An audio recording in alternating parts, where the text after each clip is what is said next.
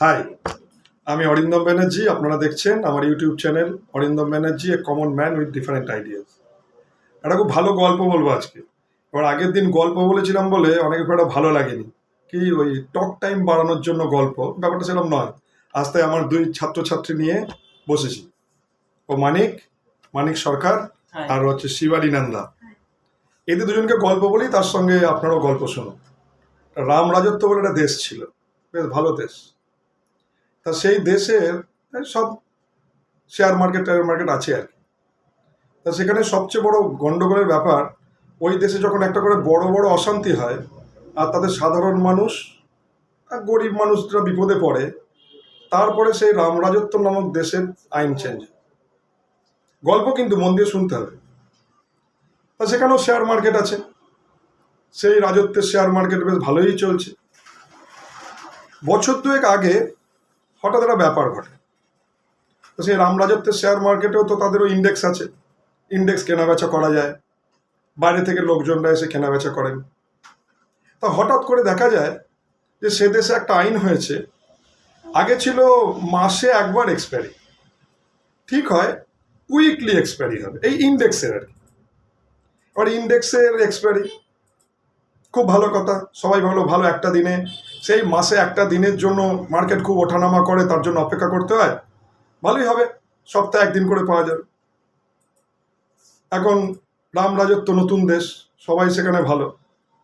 আবার কিছু লোকজন একসঙ্গে বসে একটা মিটিং করে ঠিক করলো প্রত্যেক দিন একটা করে এক্সপায়ারি হবে, মানে বিভিন্ন ইন্ডেক্সের একটা করে এক্সপায়ারি। এই নিয়মগুলোই কিন্তু সেই দেশের লোকরাই বসে করেছিল, মহা আনন্দে চলছে। এমন দিন এলো যে অনেক সব নতুন নতুন ছেলেমেয়েরা, সিনিয়র সিটিজেনরা বা যারা একটু এই দেশের শেয়ার মার্কেট ভালোবাসে, ব্যাংক থেকে টাকা এনেও সেই কাজ করা শুরু করলো। প্রত্যেকটা দিন একটা করে এক্সপায়ারি। ওই ফিউচার অ্যান্ড অপশন মার্কেট বলে আছে, সব দেশেই আছে, তো রামরাজত্ব তো আছে। এই আইনগুলো কিন্তু বেশ পাকা মাথার লোকরাই করেছিল, সুন্দর কাজ চলছে। হঠাৎ করে বছর দুয়েক আগে তাদের মনে হলো সমীকরণ ঠিক মিলছে না, আরও কিছু সুবিধা করে দাও। তখন ইন্ডেক্সগুলোকে আরও ছোট ছোট করে দেওয়া হলো, যাতে সাধারণ মানুষ দারুণ কাজ করতে পারে মনের আনন্দে। এবার যেমন দেশ তেমন আইন, বেশ ভালোই চলছিল। মাস আটেক আগে হঠাৎ করে সেই দেশেরই কিছু পাকা মাথার লোক আবিষ্কার করলো একটা মজার ঘটনা ঘটেছে। ব্যাংকে আর কেউ টাকা রাখছে না, না ফিক্সড ডিপোজিট করছে, না সেভিংসে টাকা রাখছে। সবাই টাকাগুলো এনে ওই প্রত্যেক দিন কি এক্সপায়ারি বলে কি আছে ওতে কেনা বেচা শুরু করে দিয়েছে। মহা আনন্দ, দারুণ প্রফিট হয়, কখনো কারো 20 টাকা 200 টাকা হয়ে যাচ্ছে। হঠাৎ করে মাস 2-3 আগে ঠিক করলো না, এসব আর করা যাবে না। এইসব করে শেয়ার মার্কেটে যারা গরিব সাধারণ মানুষ, তাদের ভীষণ ক্ষতি হয়ে যাচ্ছে, নেশা হয়ে যাচ্ছে, এগুলোকে বন্ধ করতে হবে। সবাই কি সাধারণ মানে মানে সাধারণ যারা রিটেলার, তাদের জন্য ভীষণ সচেতন হয়ে পড়লো। এবার রাম রাজত্বে আইন তো সব রকম সেরকম চলবে, যেমন দেশ রাম রাজত্বের দেশ। আবার পাকা মাথার লোকরা বসলেন, আচ্ছা তাহলে আগের আইনগুলো কে করেছিল, যাদের হঠাৎ করে মনে হচ্ছে সেই সব দেশের যে ফিউচারের যে লট সেগুলো বাড়িয়ে দিতে হবে, সাধারণ মানুষ যেন কাজ না করতে পারে, তারা সাধারণ হয়ে যাবে। আবার নেশা ঢুকে গেছে। আবার নেশা তো খুব খারাপ জিনিস, নেশা এভাবে বন্ধ হয় যদি নেশাই হয়। বিড়ি সিগারেটের দাম তো বাড়িয়ে দিলেও তো দেখি লোকে খায়, আরও তো অন্যান্য নেশার বস্তু তো চলছেই। কিছু করার নেই, আইন তো মানতেই হবে। কিন্তু সত্যি কি তাই ব্যাপার? অনেক গোপন কথাও আছে যেগুলো অনেকে স্বীকার করতে চাইছে।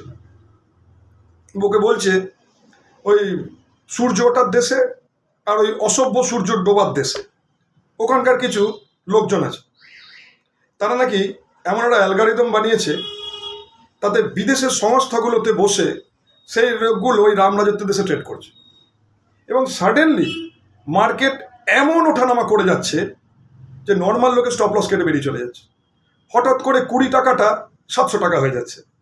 আচ্ছা, কটা সাধারণ লোক 20 টাকার একটা জিনিস কিনে 700 টাকায় বেচে? সে 20 টাকায় কিনে তো 80 টাকা 90 টাকা 120 টাকা দিয়ে বেচে ফেলবে। মানে টাকাটা যদি সেই দেশের একটা মূল্যায়ন মান হয় আর কি, পয়সা, টাকা পয়সা। আমরা সাধারণ বাংলায় বলছি, নিশ্চয়ই গল্পটা শুনতে ভালো লাগছে। আর দুটো ছাত্রছাত্রী জোগাড় করেছি, আপনারা না শুনে এরা গল্পটা শুনছে, বুঝতে পারবে। আর যারা এমনি আমার ইউটিউবের সাবস্ক্রাইবার আছেন, একটু বোকাশোকা লোক, তারাও গল্পটা একটু বোঝার চেষ্টা করবেন। এবার এটা প্রতিষ্ঠিত আর প্রমাণিত ওই রাম রাজত্ব নামক দেশের বেশ কিছু লোক এটা বুঝতে পেরেছে যে একটা অ্যালগরিদম তৈরি হয়েছে, যা দিয়ে বাইরের দেশের কিছু লোক তাদের ফান্ড হাউসে বসে এক্সট্রিম প্রফিট করছে। আর সেই প্রফিটগুলো, লসগুলো কারা করছে? ওই রামরাজত্ব দেশের লোকগুলো, সাধারণ মানুষগুলো। তাহলে তাদের সেভিংস অ্যাকাউন্টের টাকা, তাদের ফিক্সড ডিপোজিটের টাকা চলে যাচ্ছে। সমস্যাটা রামরাজত্বের দেশের শেয়ার মার্কেটের ইনফ্রাস্ট্রাকচারে, তাদের সংস্থা আইনের জটিলতা তৈরি করে তারা এমন একটা ব্যাপার তৈরি করতে চাইছে, সাধারণ মানুষদের জন্য কি দুর্ধর্ষ পরিকল্পনা করার চেষ্টা করছে। আসলে ফল্টটা স্টক মার্কেটের সিস্টেমে আছে, কেউ বলার নেই। সরাসরি বললে আমার এই চ্যানেল হয়তো ব্যান করে দেওয়া হবে। ভাবুন, বুঝুন, নিয়ম যদি বদলায়, ওই রামরাজত্বের দেশের লোকদের নিয়ম বদলেই কাজ করতে হবে। কেন?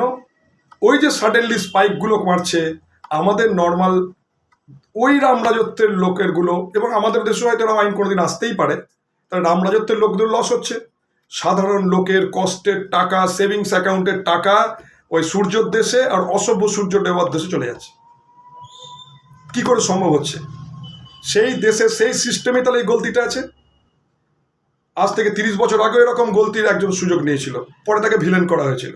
তাহলে আগের নিয়মগুলো কারা করেছিল এই রামরাজত্বের দেশে, যে রোজ এক্সপায়ারি হবে? আর আজকে তাহলে হঠাৎ সচেতনতা আসছে কোথা থেকে? সাবধান হন। ওই রামরাজত্বের দেশের কোনো লোকের সঙ্গে যদি আপনাদের বন্ধুত্ব থাকে, তাদের সাবধান করুন যে তারা যেন স্টক মার্কেট থেকে একটু সাবধানে থাকে, ইন্ডেক্সের ট্রেডের আগে একটু সাবধানে থাকে।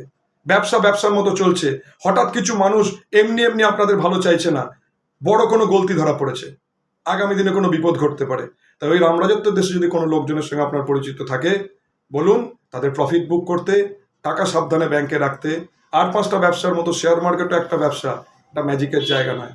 ছোট্ট গল্প, নিশ্চয়ই ভালো লাগবে। যারা বিরক্ত হবেন, টক টাইমের জন্য বলছি ভাববেন, তারা বিশ্বাস করুন আমার এই দুটো ছাত্রছাত্রীকে গল্পটা বললাম। আর আমার এই বোকাশোকা যে মানুষ সাবস্ক্রাইবার আছে তাদের জন্য টাটা, ভালো থাকুন। আর একটা কথা লাস্ট, আজকে 29শে জুলাই, এখন বিকেল 4:30। একবার আজকে মার্কেট খুলে দেখবেন। মার্কেট আজকে ব্যাংক নিফটি 1200 পয়েন্ট 1100 পয়েন্ট তেজি থেকে সাডেনলি পড়েছে, নিফটি 200 পয়েন্ট থেকে সাডেনলি পড়েছে। সেই রামরাজত্ব দেশে যদি না হয়, আমাদের দেশে অন্তত সেই রামরাজত্বের সঙ্গে তো আমাদের কোনো পরিচিতি নেই। আমাদের দেশে স্টক মার্কেট নিয়ে এবার বলছি, আচমকা 1.5-2-5 মিনিটের মধ্যে এই পরিমাণ ইন্ডেক্স যখন পড়ছে, মিডিয়া হাউস বলতে শুরু করেছে নিফটি 25,000 নতুন হাই, কিছু তো প্রফিট বুকিং হবেই, কোনো ফান্ড হাউস বেরোতেই পারে। সাবধান হন, ছোট্ট ছোট্ট ঘটনা বড় বিপদ ডেকে আনে। ওই রামরাজত্বের দেশের লোকদের সঙ্গে দেখা হয় বারণ করবেন, আর আপনারাও সচেতন হবেন। ভালো থাকবেন। ফিরে আসবো আবার আমার ওপেনিং রেঞ্জ ব্রেকআউটের যে থিওরি বলেছিলাম, সেটার আরও কিছু সূক্ষ্ম দিক নিয়ে। টাটা, ভালো থাকবেন। বন্ধ করুন।